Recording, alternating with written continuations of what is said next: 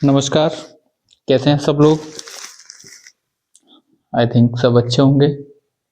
आपकी तैयारी अच्छी चल रही होगी।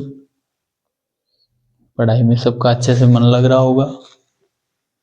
नहीं भी लग रहा है तो आपको लगाना चाहिए, क्योंकि आपके माँ बाप बहुत मेहनत करके आपको पढ़ा रहे हैं। आपको उनके पैसे का सदुपयोग करना चाहिए और अपनी पढ़ाई अच्छे से करनी चाहिए। ये नहीं कि घर वाले पढ़ा रहे हैं, पैसे लगा रहे हैं, आप आराम से हो। ऐसा ना करो, ठीक है? चलो, मैं इसी उम्मीद के साथ कि आप सब लोग अच्छे से पढ़ रहे हो, अच्छे से अपनी तैयारी कर रहे हो, अपनी क्लास स्टार्ट करते हैं। कल की क्लास में मैंने आपको कुछ क्वेश्चंस दिए थे, 3 आरोही अवरोही क्रम के 3 क्वेश्चन दिए थे। इनमें से पूछा था कि सबसे छोटी भिन्न कौन सी है। तो इन तीनों में से सबसे छोटी भिन्न मुझे लग रहा है आपने सॉल्व की होगी, और सबसे छोटी भिन्न जो है वो है 17/21। आपने सॉल्व की होगी तो आप इससे आंसर आपका मैच कर सकते हैं। दूसरा क्वेश्चन था कि सबसे बड़ी भिन्न कौन सी है। सबसे बड़ी भिन्न इसमें है 19/21। और तीसरा ये पूछा था कि इसमें आरोही क्रम में लिखना है, इसको बढ़ते हुए क्रम में लिखना है, तो सबसे छोटी संख्या 2/9। सबसे छोटी संख्या 2/9 है। फिर उससे बड़ी 1/4 है, और फिर उससे बड़ी है 3/7, और फिर है 5/11। आई होप आप सबने किया होगा, यही आपके आंसर होंगे। अगर ये नहीं है तो आप अपने क्वेश्चन को दोबारा सॉल्व करके देखना, आंसर आपका ये आना चाहिए। ये तीनों क्वेश्चन लास्ट टाइम 2025 में एग्जाम्स में आ चुके हैं, और क्वेश्चन बहुत बार रिपीट होते हैं। रिपीट भी नहीं होते तो कम से कम ये है कि वैसे पैटर्न के क्वेश्चन आते हैं, उसी पैटर्न पे क्वेश्चन दोबारा आ जाता है। चीज और एक काम हो रहा है कि एक क्वेश्चन ऐसे आता है भिन्न का, कि अगर परसेंटेज लिखा हुआ है, देखो अगर लिखा हुआ है 5%, जब भी कहीं परसेंटेज लिखा हुआ हो, क्वेश्चन कई बार ऐसे भी आ जाता है कि ये परसेंटेज लिखा हुआ है, इस परसेंटेज को आप भिन्न में बदलो। तो भिन्न में बदलना है तो परसेंटेज का मतलब ही होता है बटा 100। परसेंटेज को जैसे ही अपन हटाएंगे, इस परसेंट के निशान को हटाएंगे, इसका मतलब ये है कि उस संख्या में कितने का भाग देना है, 100 का भाग देना है। सीधा सिंपल सीधी सी बात है। जब भी आप परसेंटेज को हटाओगे, इसका मतलब क्या करोगे, आप उसके पास वाली जो भी संख्या है उसमें 100 का भाग दे दोगे। या फिर परसेंटेज का हटाने का मतलब है गुणा 1/100। मतलब जैसे 5 लिखा हुआ, 5% लिखा हुआ है, इसका मतलब है 5 गुणा 1/100। 5 गुणा 1/100, 5 एकम 5/100, तो ये 5/100। इसको ऐसे भी लिख सकते हैं, या इसका मतलब ये भी समझ सकते हैं। सीधा सिंपल तरीका यही है कि परसेंटेज जहां भी लिखा होगा वहां होगा बटा 100। परसेंटेज के निशान को हटाएंगे तो बटा 100 लगाएंगे। सीधी सी बात पहली। अब 5/100 है तो सर इसको सॉल्व करना, अगर मान लो कोई कह दे कि इसको सॉल्व करो, इसको सोल्व करने पे क्या आंसर आएगा, तो सबसे बड़ी प्रॉब्लम ये हो जाएगी कि सर 100 का भाग देना है। तो अपन लगेंगे भाग देने, 5 में 100 का भाग देना है, कि सर नहीं जाता तो 0.0 लगा दो।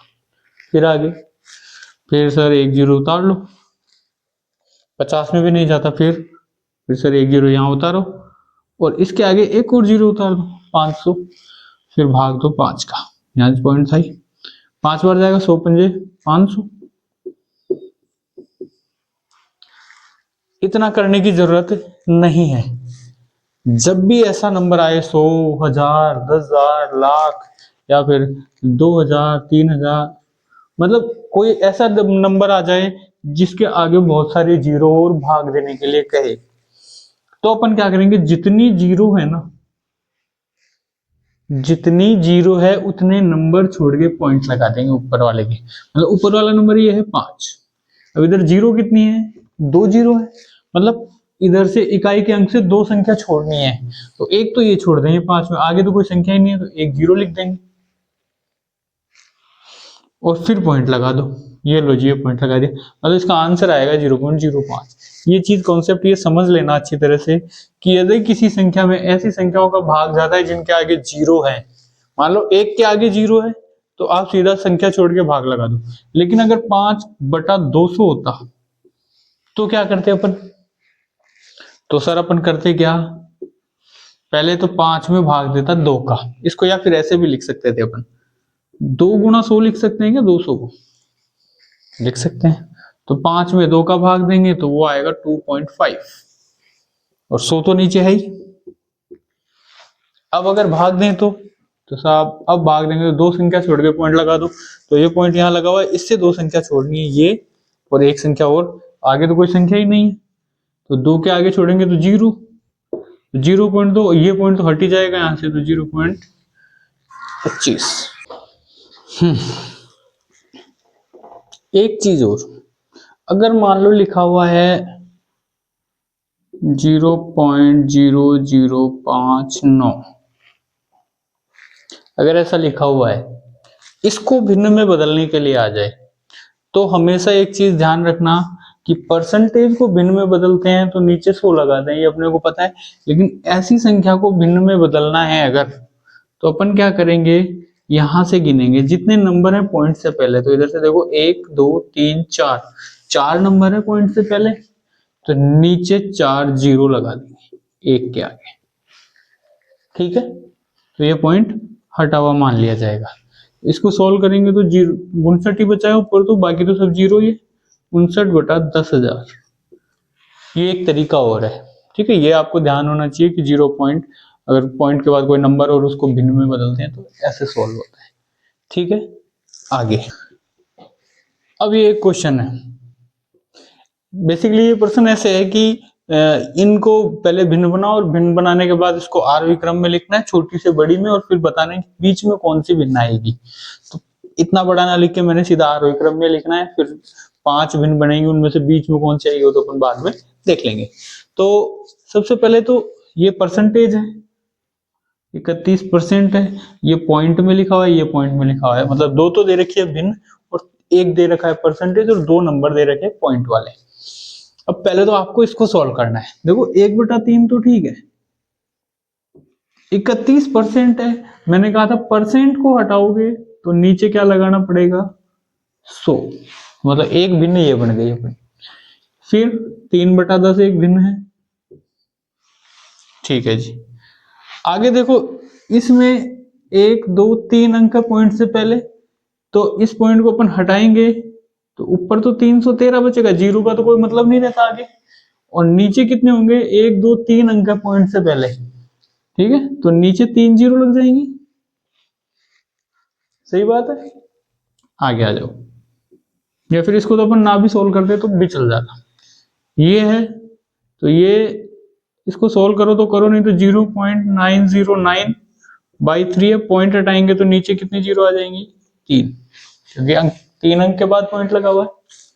अब इसको सोल्व कर लेते हैं, देखो 1 में 3 का भाग देंगे ना, तो ये बनेगा, भाग दे के देख लेना आप, 0.33 बनेगा, या तो इसको अपन ऐसे सॉल्व कर सकते हैं, या फिर अपन इसका बेस सेम करके सॉल्व कर सकते हैं, मेरे हिसाब से ये बेस सेम करके सही से सॉल्व होगा।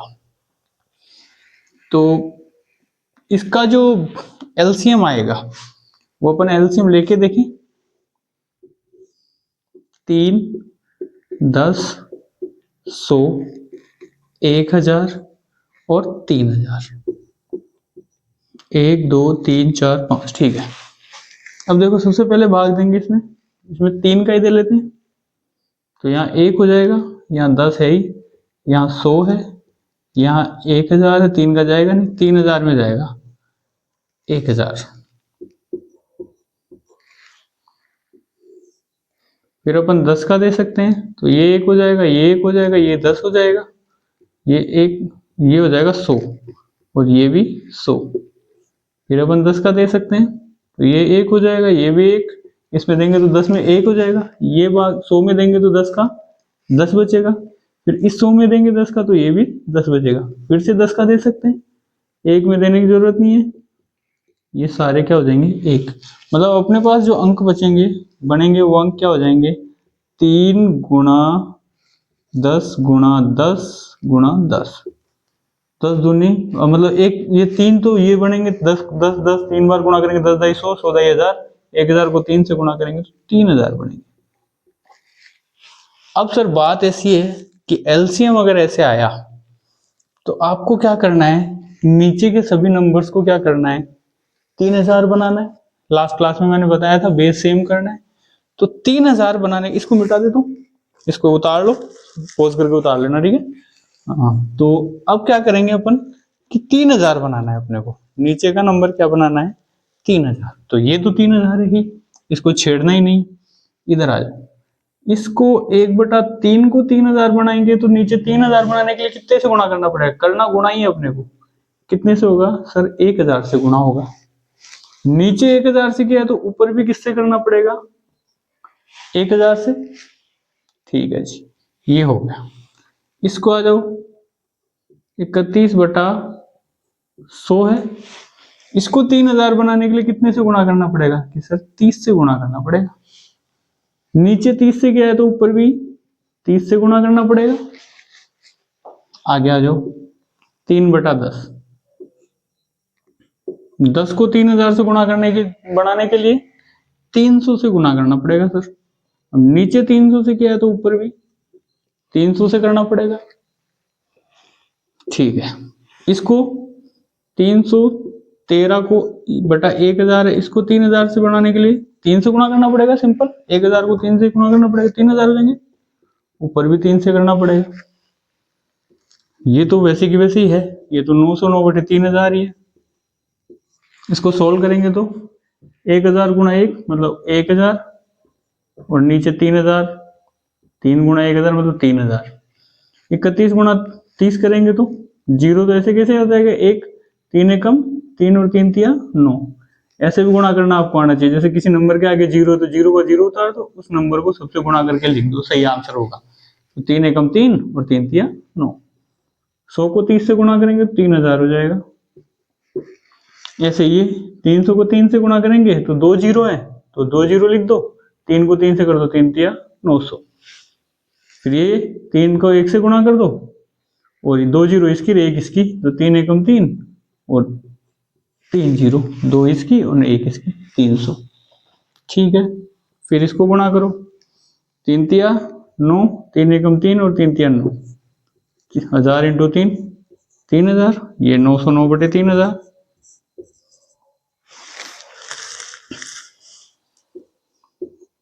अब आपको बताना है कि इसमें बड़ी कौन सी और छोटी कौन सी। अगर बेस सेम होते हैं, अगर हर बराबर होंगे, तो ऊपर वाला जो नंबर बड़ा है वो बड़ी भिन्न होगी और जो छोटा है वो छोटी भिन्न होगी। तो देखो इसमें सबसे छोटी भिन्न होगी ये तीसरे नंबर वाली भिन्न कौन सी है, 3/10। तो पहली जो संख्या होगी अपनी सबसे छोटी भिन्न होगी 3/10। ठीक है जी, फिर इससे बड़ी सर ये होगी, तो ये सबसे लास्ट वाली 909 बटे 3, सॉरी 0.909/3। थर्ड नंबर कि सर थर्ड नंबर जो है वो 909 के बाद 930, ये वाली 31%, 31% होगी।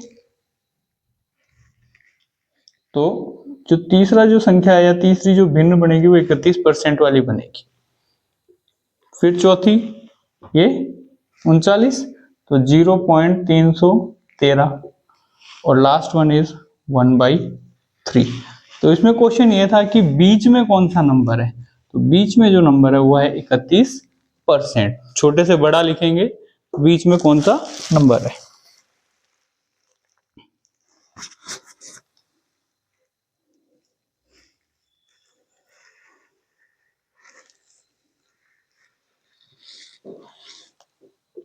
उतार लो।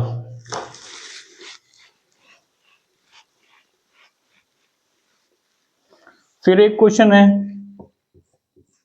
1/2% का दशमलव भिन्न ज्ञात करो। सीधा सिंपल है, 1/2% हटाना था तो नीचे क्या लिख दो आप, 100 लिख दो। 100 कैसे लिखना है, गुणा में लिखना है। या फिर मैंने दूसरा बताया था कि 1/2% का मतलब होता है गुणा 1/100। एक को 1 से गुणा करेंगे तो 1, और नीचे 2 को 100 से गुणा करेंगे तो 200। भाग देव तो नहीं तो ऐसे कैसे भी लिख सकते हैं।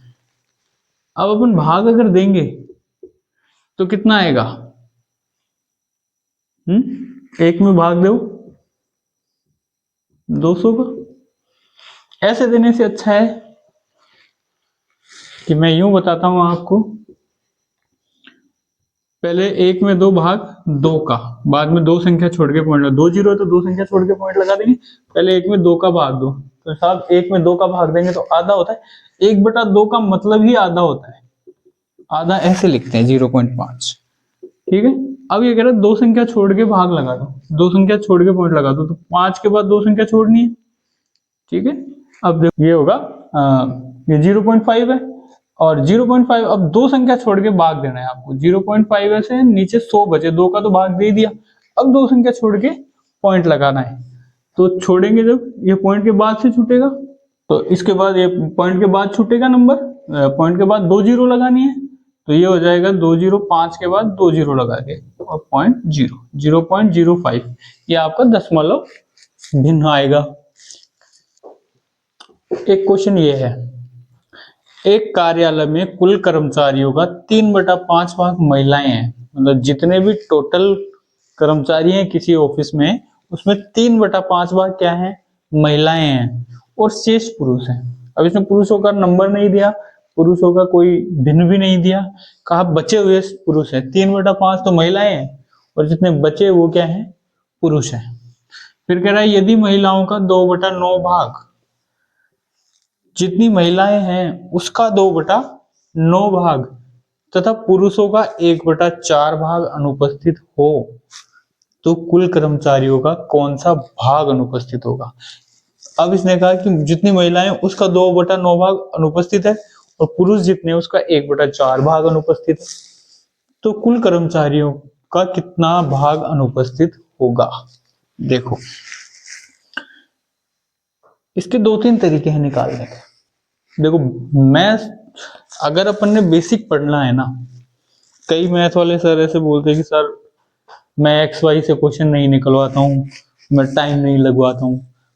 मैं ये कहता हूँ कि आप और नई चीजें याद करने से अच्छा है कि आप पुराने तरीके से ही निकालो। आपकी प्रैक्टिस होगी, कोई ज्यादा टाइम नहीं लगेगा, कोई बड़ी चीज नहीं है। लोग ऐसे भी कहते हैं कि अरे फलाने सर तो XY से नहीं निकलवाते। मैं ऐसे कहता हूँ कि आप उसी तरीके से निकालो, क्योंकि वो हमने कहीं ना कहीं पढ़ा है, अपने दिमाग में कहीं ना कहीं अभी भी बैठा हुआ है, अपने को ज्यादा टाइम नहीं लगेगा। हालांकि मैं दूसरे तरीके से भी बताऊंगा, जो आपको सूटेबल लगे आप उससे करना। तो देखो, अब ये कह रहा है अब कार्यालय में कर्मचारियों की संख्या वगैरह कुछ नहीं थी। अपन मान लेते हैं कि कर्मचारियों की संख्या कितनी है? X है। कर्मचारी कितने हैं?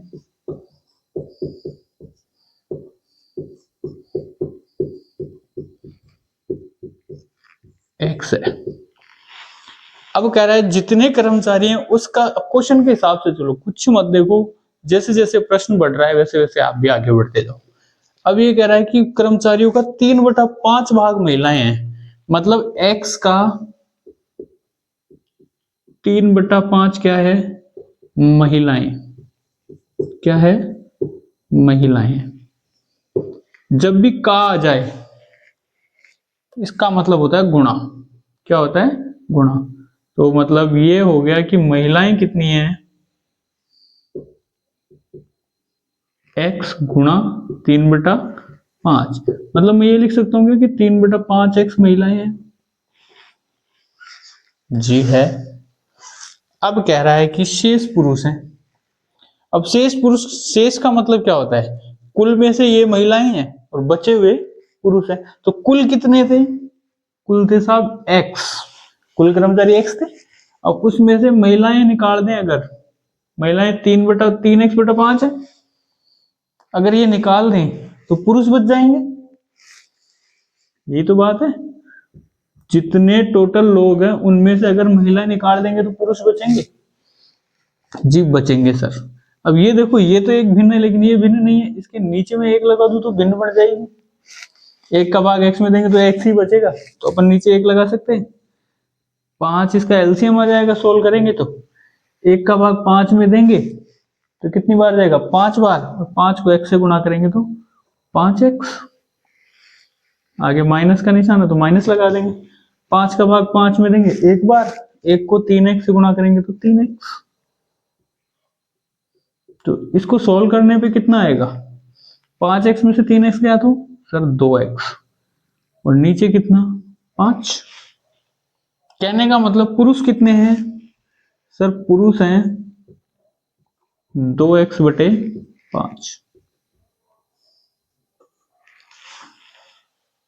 ठीक है, अब अपने पास तीन चीज आ गई, कुल कर्मचारी, महिलाएं कितनी हैं और पुरुष कितने हैं।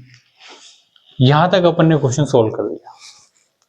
अब ये बोल रहा है कि महिलाओं का 2/9 भाग तथा पुरुषों का 1/4 भाग अनुपस्थित है। अब जितनी महिलाएं हैं, महिलाएं कितनी है सर, महिलाएं हैं 3x/5 का 2/9 भाग अनुपस्थित है। क्या है,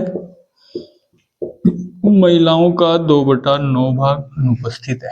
का मतलब मैंने अभी बताया गुणा होता है, तो 3x/5 गुणा 2/9, ये महिलाएं हैं।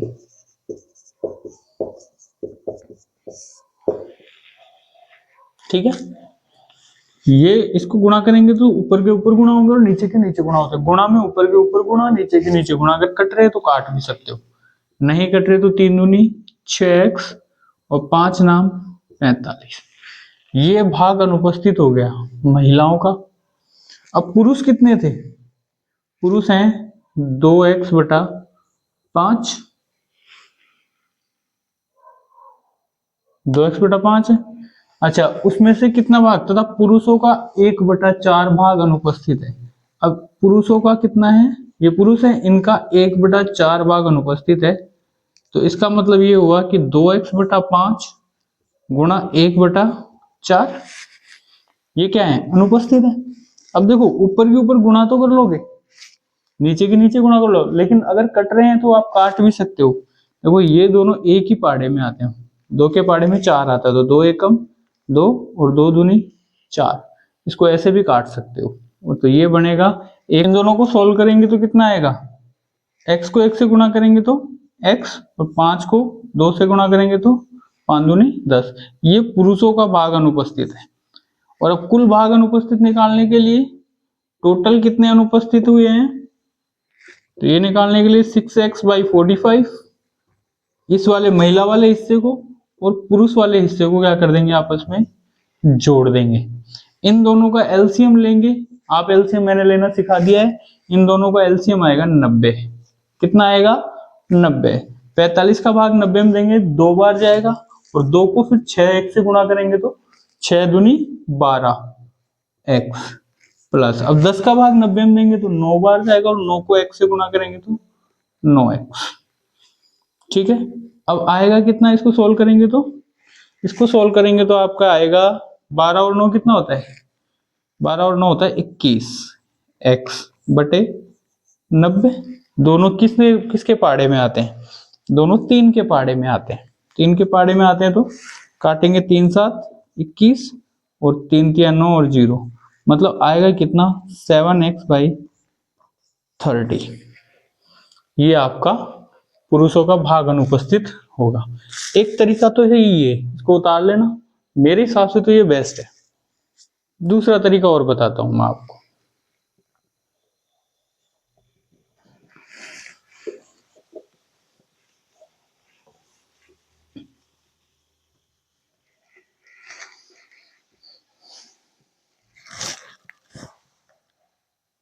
मान लो कि कुल कर्मचारी कितने हैं, 1 है।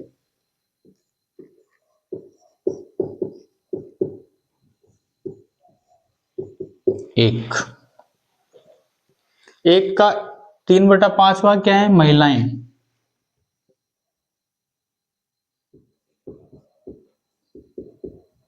महिलाएं क्या है, कुल कर्मचारी का 3/5 भाग। कुल कर्मचारी है 1 का 3/5, मतलब महिलाएं कितनी होंगी, 3 एकम 3/5 महिलाएं।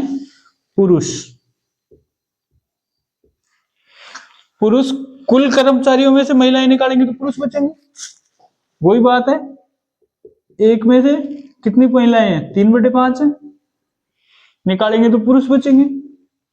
यहाँ एक लगाएंगे, इन दोनों का एलसीएम ले लेंगे, 1 और 5 का 5, 1 का भाग 5 में देंगे 5 बार, और 5 को 1 से गुणा करेंगे तो आएगा 5, माइनस 5 का भाग 5 में देंगे कितना आएगा, सब 1 आएगा, 1 को 3 से गुणा करेंगे 3 एकम 3, 5 में 3 गया तो 2 और नीचे 5, 2/5 क्या है, पुरुष है। समझ में आई मेरी बात। अब ये कह रहा है कि महिलाओं, जितनी महिलाएं हैं उसका 2/9 भाग अनुपस्थित है, तो 3/5 का 2/9 भाग अनुपस्थित है, का मतलब गुणा 2/9, दोनों गुणा करेंगे तो 3 दूनी 6 और 5 9 45, ये अनुपस्थित है महिलाएं। अब पुरुष में आ जाएंगे तो 2/5 का कितना है, 1/4 भाग अनुपस्थित है। सोल्व करेंगे तो देखो उस टाइम मैंने काटा था, अब मैं आपको ऐसे बताता हूँ, 2 को 1 से गुणा करेंगे 2 एकम 2, और 5 को 4 से करेंगे 5 चौ 20, ऐसे है। दोनों देखो 2 के पहाड़े में आते हैं, 2 एकम 2 और 2 2 ढाई 20, तब ये 1/10 क्या हो जाएंगे, अनुपस्थित हो जाएंगे पुरुष। अब जो अनुपस्थित अनुपस्थित है वो यही तो पूछ रहा है कि कितने कर्मचारी अनुपस्थित हैं, तो ये और ये अनुपस्थित है, इन दोनों को जोड़ देंगे, 6/45 प्लस 1/10, दोनों को जोड़ेंगे, एलसीएम आपका आ जाएगा कितना, 90। अब 45 का भाग 90 में देंगे 2 बार जाएगा, 2 को 6 से गुणा करेंगे आएगा 12, फिर 10 का भाग 90 में देंगे 9 बार जाएगा, 9 को 1 से गुणा करेंगे आएगा 9, बना 12 और 9 21/90। इसको सोल्व करेंगे तो आपका आ जाएगा 3 7 21 और 3 दाई 3 3 9 और 0 का 0, मतलब 7/30, ये भाग अनुपस्थित है।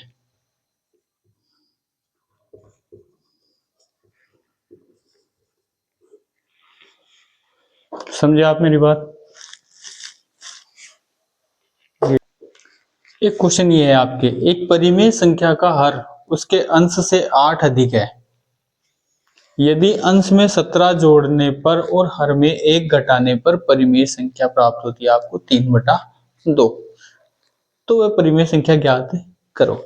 ये कह रहा है कि अच्छा, इस चीज में भी दिमाग नहीं लगाना है कि परिमेय संख्या क्या होती है क्या नहीं, अपने को सिर्फ ये देखना है कि एक भिन्न अपने को मिली हुई है, और ये कह रहा है कि एक के अंश में इतने जोड़ने पे 8 जोड़ने पर हर में 8 अधिक है, हर में 17 जोड़ने पे 1 घटाने पे क्या होगा, क्या अपने को ये पता है कि भाई एक भिन्न है। ठीक है, तो अपन स्टार्ट करते हैं क्वेश्चन के हिसाब से। तो पहली लाइन है कि परिमेय संख्या का हर उसके अंश से 8 अधिक है। तो पहली बात तो ये कि आपको ये पता होना चाहिए कि हर और अंश कौन सा होता है। भिन्न में मैंने सबसे पहले सिखाया था कि अंश कौन सा होता है और हर कौन सा होता है, याद है। ऊपर वाली संख्या अंश होती है और नीचे वाली संख्या हर होती है।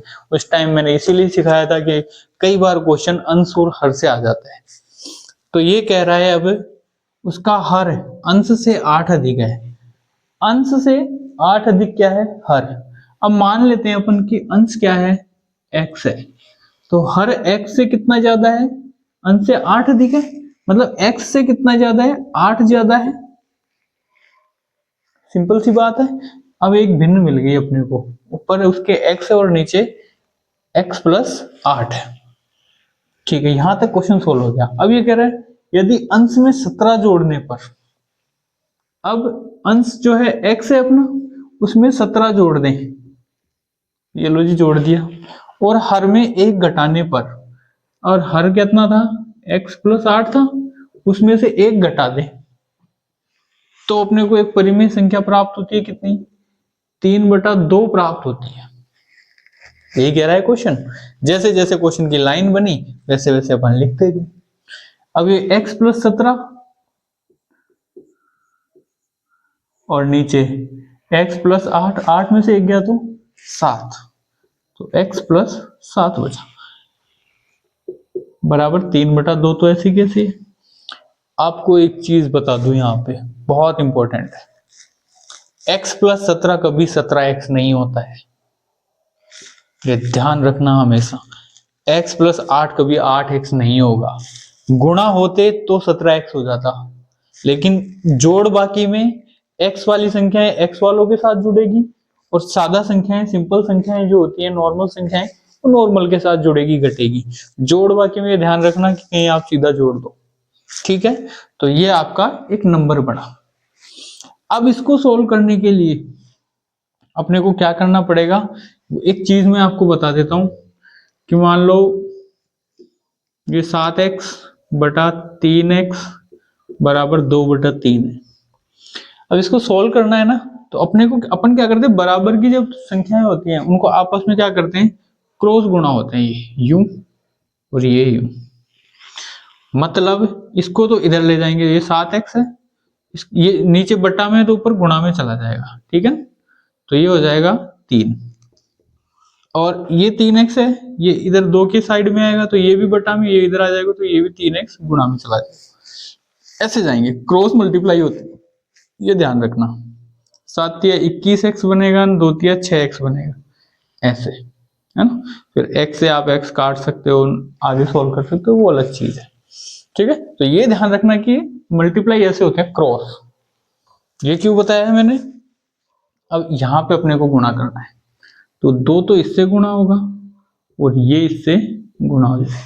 तो पहले 2 को गुणा करते हैं, x प्लस 17 से 2 को गुणा करते हैं बराबर, ये 3 इधर है, ये x प्लस 7 इधर आ जाएगा, ये भी गुणा हो जाएगा x प्लस 7 से। अब ये 2 है ना, इन दोनों से गुणा होगा, पहले 2, इन दोनों को आपस में गुणा करेंगे तो ये आएगा 2x प्लस 17 दूनी 34, इनको आपस में गुणा करेंगे तो 3 को x से गुणा करेंगे 3x प्लस 3 को 7 से करेंगे 21, ठीक है। अब अपने पास नंबर आया है क्या, 2x प्लस 34 बराबर 3x प्लस 21। देखो अपन ऐसा भी कर सकते हैं, इसको इधर ले जाके, इसको इधर, बराबर है तो दोनों को आगे पीछे भी लिख सकते हैं, कॉम्प्लेक्स होने से बच जाएगा। या फिर इसको इधर ले आए, या ऐसे लिख लो, इसको इधर की साइड लिख लेते हैं, इसको इधर की साइड, 3x प्लस 21 बराबर है तो दोनों की इधर भी लिख सकते हैं अपन, बराबर 2x प्लस 34। अब ये 2x इधर ले जाएंगे और 21 को इधर ले आएंगे, x के नंबर एक तरफ रहेंगे और सादा संख्या एक तरफ रहेंगी, तो 3x, ये 2x इधर प्लस का, इधर बराबर के, अच्छा ये बराबर के दूसरी साइड जाती है ना संख्या, तो चेंज हो जाती है, प्लस की संख्या बराबर की दूसरी साइड आएगी तो क्या हो जाएगी, माइनस। गुणा की संख्या बराबर की दूसरी साइड आएगी तो क्या हो जाएगी, भाग। और माइनस की संख्या इधर जाएगी तो प्लस हो जाएगी, भाग की संख्या इधर जाएगी तो गुणा में आ जाएगी, ये ध्यान रखना। तो ये 2x इधर प्लस का है, बराबर के साइड जाएगा तो माइनस का हो जाएगा। इधर 34 तो पहले से ही है, 21 इधर प्लस का है, इस साइड आएगा तो माइनस का हो जाएगा। 2x में से x गया तो सॉरी x, 3x में से 2x गया तो बचा x, और 34 में से 21 गए तो कितने बचे, 13 ही बचे। 4 में से 1 गया 3, और 3 में से 2 गए तो 1। अब अपने पास भिन्न क्या थी, अपनी भिन्न थी साहब, x की वैल्यू आ गई। अब भिन्न थी अपने पास x बटा x प्लस 8, जहां जहां x है वहां 13 लिख दो, तो ऊपर x है, नीचे x है और 8, तो 13 और 8 21, तो वो भिन्न अपनी क्या है, 13/21। आज की क्लास में बस इतना ही, आगे और एक क्लास और लेंगे और मेरे हिसाब से आपकी ये भिन्न वाली क्लास, दशमलव भिन्न की जो क्लास है वो खत्म हो जाएगी। तब तक के लिए ये वीडियोस और अपने दोस्तों को बताएं, अपनी पढ़ाई पे अच्छी तरह से ध्यान दें। कोई नया स्टूडेंट जुड़ा हुआ है तो चैनल को सब्सक्राइब करें, एंड आगे की जो पीछे की जो वीडियो है पहले वाली, इन क्लासों को ज्वाइन करने से पहले उन वीडियोस को आप देख लें। गुणा भाग आते हैं तो आपको जरूरत नहीं है, लेकिन एक बार देख लोगे तो अच्छा रहेगा। चलो मिलते हैं अगली क्लास में, धन्यवाद।